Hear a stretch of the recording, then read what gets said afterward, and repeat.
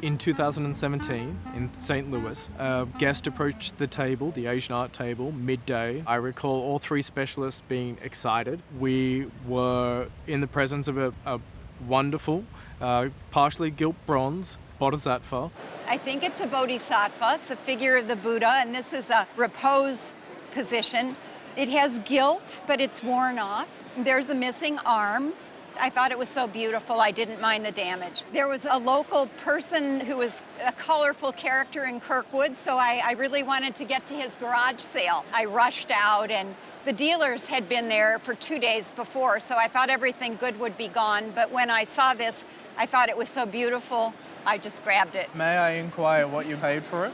Probably between $75 and $100. It wasn't a surprise to either one of us that this was left behind as, you know, a slightly off-brown, diminutive small object tucked away in the corner of a room. Dealers have a wheelhouse, have a specific area of knowledge. So a silver dealer or a picture dealer or a dealer in modern furniture may have walked by it, as we all do other objects outside of our wheelhouse. This, in fact, is a gilt bronze figure.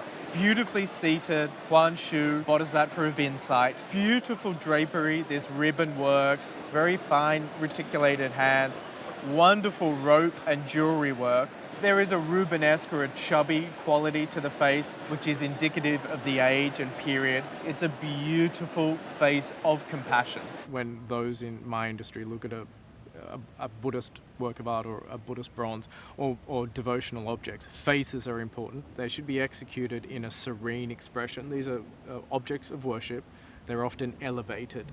So it's all about quality, like many things. There are some features of early Bodhisattvas. A truncated, or for want of a better word, skinny waist, the jeweled chest, the very deep and fine drapery of the robe, and seated in royal ease. And royal ease is really a characteristic of very early Buddhist art. The dating would be approximately early 15th century or early Ming dynasty. I think we dated it as early Ming. I think there was a suggestion that on the table that it may have been earlier.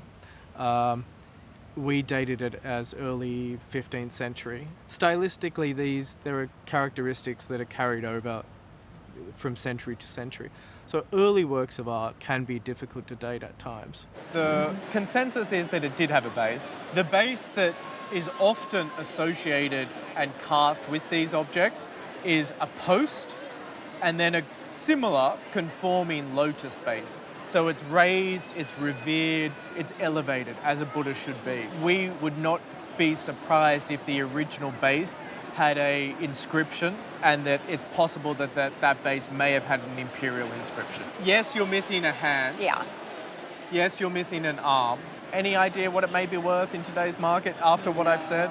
To me, it was worth $100 or whatever I paid, so I didn't really care. A very conservative retail price would be $100,000 to $125,000. Really? Are you really serious? Oh my goodness. I can't believe it. It's a wonderful object. Well, my goodness. I can't believe it. I did view the sales in March in New York during Asia Week. By the time the piece came to auction, I think in the catalog, was it identified as a Tang Dynasty? Correct. So we have a matter of minutes when we view an object. I think Dessa dated it earlier than I did, and we dated it as early 15th century. The Tang dynasty is several hundred years earlier than that. Looking back with hindsight, perhaps the months spent researching the object with comparables. I understand a comparable was found, perhaps in the Met. They're often a very good guide stylistically as to dating, and if there is a consensus in the dating. It's sold for in excess of $2 million. And the $2 million would represent a buyer's premium, and certainly a multiple of both the estimate given at Sotheby's and our appraisal. But I think the marketplace certainly realized it was a scarce opportunity to acquire a fabulous object. And I wonder if the exposure the object had on the Antiques Roadshow influenced the purchase price. We're very fortunate to to have the opportunity to be presented hundreds of objects in a day, from entry-level $20, $30 salt and pepper shakers made in Japan in the 20s to exceptional masterpieces. Having said that, we're at a slight disadvantage that we only have minutes or tens of minutes for our guests. It's bittersweet. We don't get to spend a month or two with the object perched on a shelf and have moments to touch, obsess, research, spend time with objects, which fundamentally is why a lot of us get into the industry. We love objects. But very fortunate, and I'm grateful for the guest. I'm grateful that the object came across the table. I'm grateful I was the appraiser that met the guest. And I think it's a wonderful story of Antiques Roadshow's role in identifying quality, giving strong guidance to guests in relation to value, importance. I think it was an important role that Antiques Roadshow played in the eventual sale and possible repatriation of a wonderful object.